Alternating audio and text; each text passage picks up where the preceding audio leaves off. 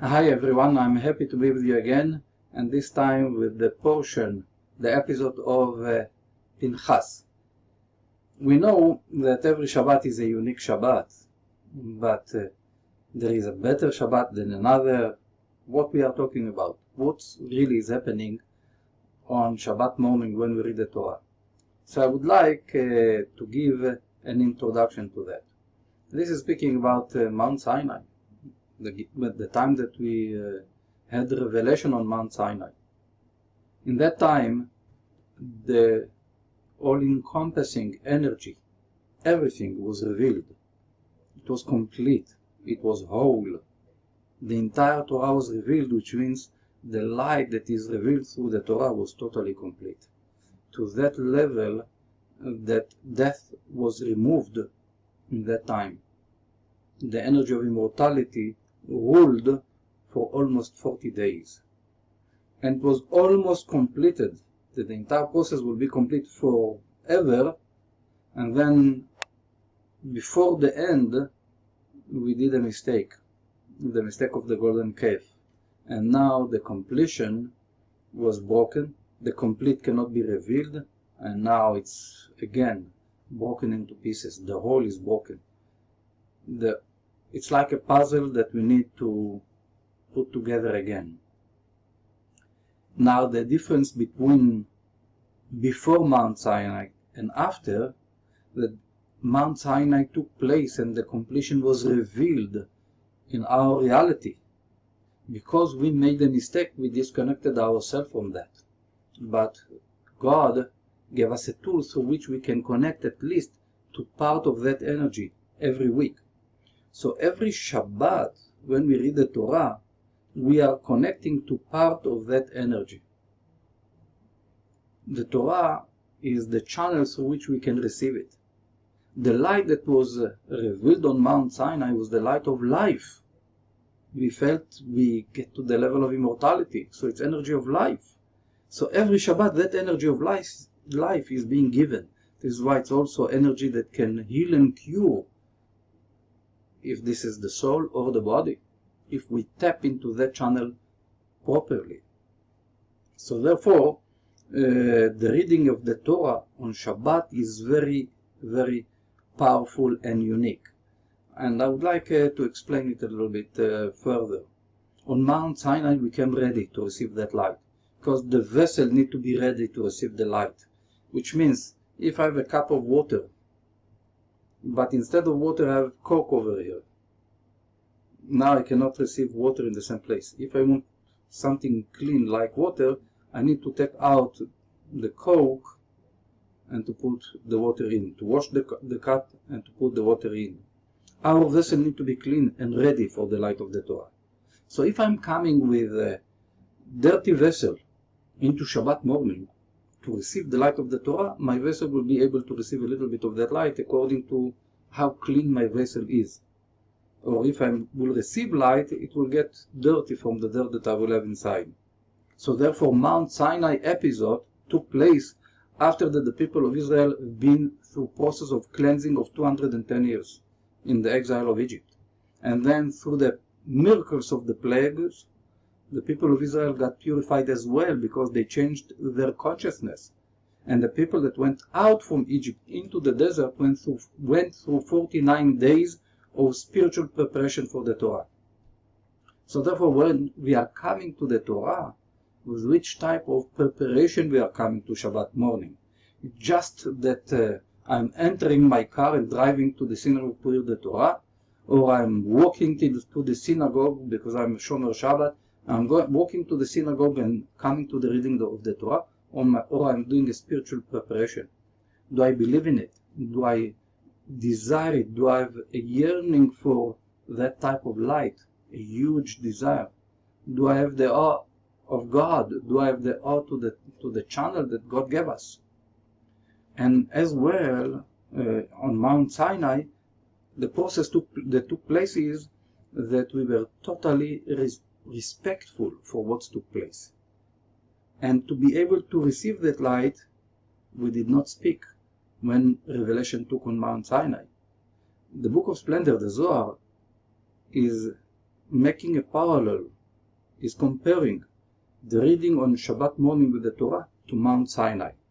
Which means when we take out the Torah from the ark and we put it on the table to read, the Zohar is telling us it's as now we are tapping into a section of energy of life from Mount Sinai. It's now a small Mount Sinai in our synagogue or wherever we read the Torah. So the same as we did not speak even a word on Mount Sinai in order to be appropriate vessel to receive that light, the same over here on Shabbat morning. We want to receive that blessing. We should not talk. Everyone should not talk while the Torah reading is taking place. And then the energy of life can come in the best way. Otherwise we are disturbing that energy to come. So therefore Shabbat morning service and the reading of the Torah is very, very powerful tool to bring energy of life. And I'm sorry to say that in most of the cases we are receiving just a small portion of that life energy on Shabbat morning. We can receive much more if we will be preparing ourselves properly, and if we will respect internally the reading of the Torah without talking with making our connection to it. In this coming week, the energy that God is sharing with us is a powerful energy that is associated with healing as well. So therefore, I would like to speak about few unique points that exist in this parasha. We have in this parasha, in the name of Pinchas, a small letter Yud at the beginning of the parasha. When it's mentioning the name of Pinchas, they added the letter Yud to his name. This letter Yud, according to the Zohar in the Book of Splendor, is helping to remove at root level negative energy. At the head level, to remove negative energy. It says, as there is in circumcision, removing skin that encompass inside of it energy of negativity, the same there is like a spiritual foreskin at the head, or la, that is on the top level. And with that letter Yud, it's like a spiritual knife that removes negativity at the seed level. So it's a powerful channel in this Shabbat that when we listen to the reading, and if in our synagogue the people that are involved with it, and especially the person that reads the Torah, would stop for a minute with that name Pinchas that includes the letter Yud, and meditate to bring light through this letter in order to remove negative energy, negative consciousness at the seed level, it's going to be very powerful. In the continuation, we have the letter Vav in the word Shalom, the word peace, with the letter Vav that is broken. We know that in the Torah, if any letter is broken, the result is that the Torah is invalid. The letter needs to be complete. But that letter Vav is broken in the middle. And the sages are telling us that even though that it's broken, it's considered to be complete. There is a saying in Hebrew, I'll say it in Hebrew and then translate, En davar shalem yoter milev shavur, that the most complete thing is a broken heart. That when someone is breaking his ego, this is the most complete that the person can reach. So that letter Vav is symbolizing that even though that it's broken, there is power beyond nature that it's considered to be complete. The Torah will be invalid if it would be complete in this case. So this is something that's energy beyond nature.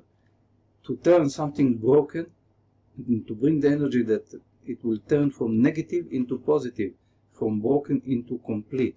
So this is opportunity for us to meditate that even something that is not perfect is really perfect. To turn it over, so we can think about situations in life in which we feel that there is a break, that something is not complete, and to ask for light, that even though that now it's not complete, that it will turn over to be whole, balanced, complete, and to bring the energy of peace and harmony into our life. This is with the letter Vav. Now, very powerful thing that exists in this parasha and associated with pandemics is that in that time with that story of Pinchas, there was pandemic that killed 24,000 people. And Pinchas, that was the priest, did an action that stopped the pandemic. Now, it refers to that in this parasha, that there is a verse that's starting with Vayihi Achrei HaMagafa, and after the plague, this took place, and doesn't say what took place, and the rest of the line is empty. Instead, that it will be written, and the verse is stopping in the middle, not completing, but the line is opened. And in the next line on the scroll, it starts the next verse. That opening, it's a window that connects and channels light, simply as it is, light that stops pandemics. Because the sages are explaining to us that that space is there to separate between the pandemic to the fact that they were counting the people of Israel. They did not want to continue and to draw that energy of pandemic into the people of Israel when they are counting them. So therefore, literally, that space brings energy that stops pandemics. So here we should meditate. When we read the Torah, we should meditate with that space to bring light into our life, to stop the pandemic. First, to be protected personally from the pandemic, to ask protection for all the people that are dear to us, that are important to us, and as well to ask for protection for the whole population of our city, our country, and the world in general.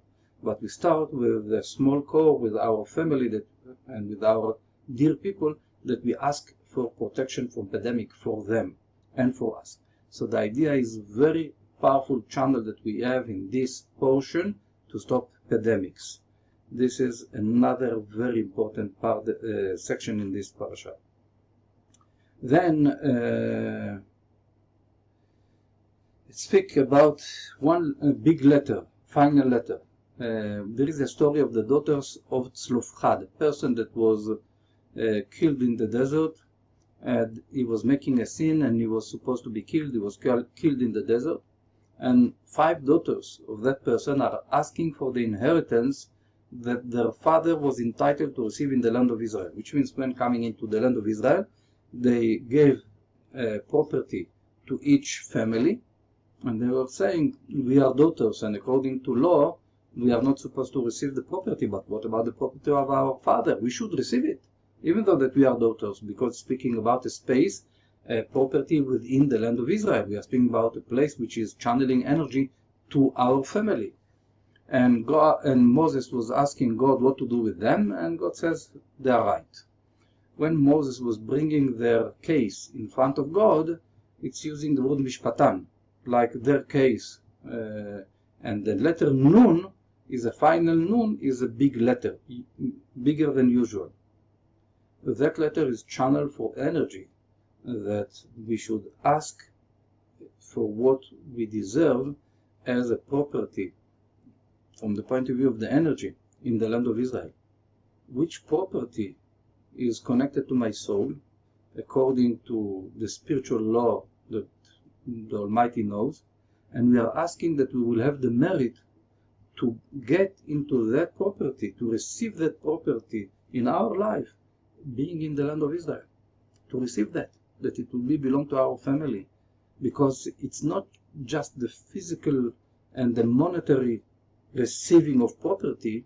This is the spiritual channel through which our family need to receive light, which means if it's me, my family, my children, and so on, their children and so on, which means the property, it's not just monetary, it's channel of energy for a person.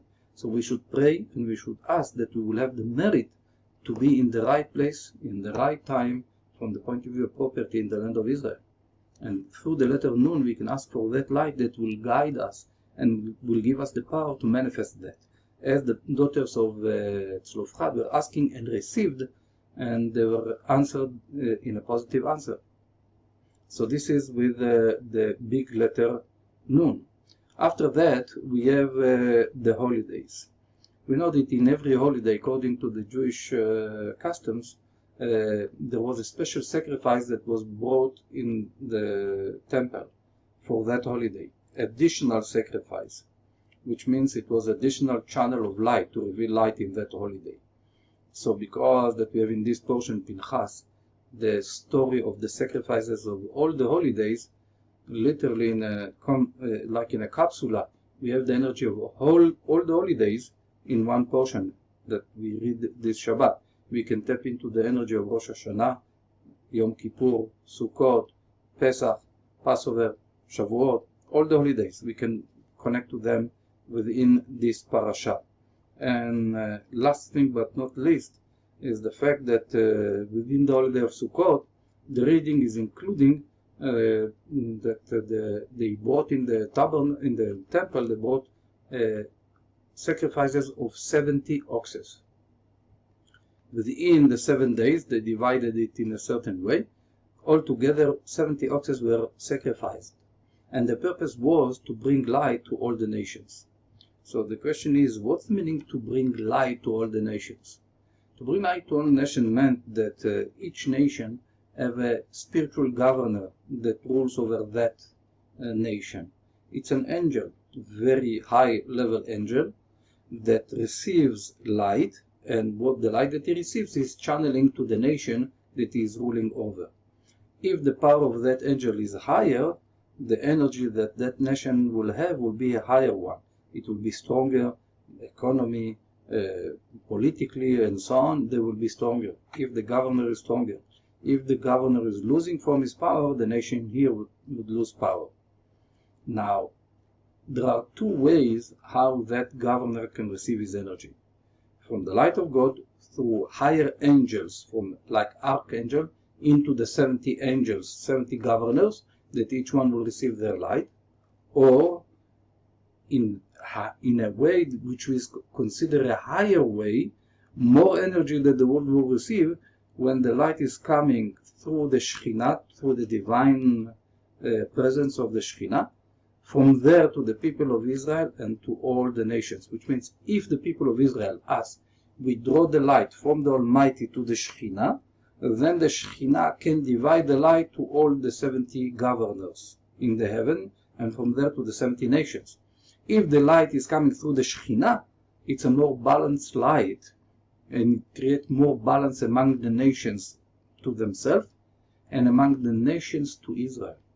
So it's better for us that we will draw the light, and it's better for them also, for all the nations, that we will draw the light, and the light will come to the divine presence, to the Shekhinah, and from the Shekhinah to all the 70 governors. Then it would be the best way. So in this portion, when we read that reading of Sukkot that deals with the 70 oxes, we should meditate that we want to bring the light from the Almighty to the Shekhinah, and from there to all the nations. This is part of our spiritual work and responsibility that we need to do. So God willing that we will be all successful to do it this Shabbat, this coming Shabbat, the portion of Pinchas, and that we will be blessed, our family will be blessed, our friends, and the entire globe eventually will be blessed with the light of God. Kol Tov and Shabbat Shalom.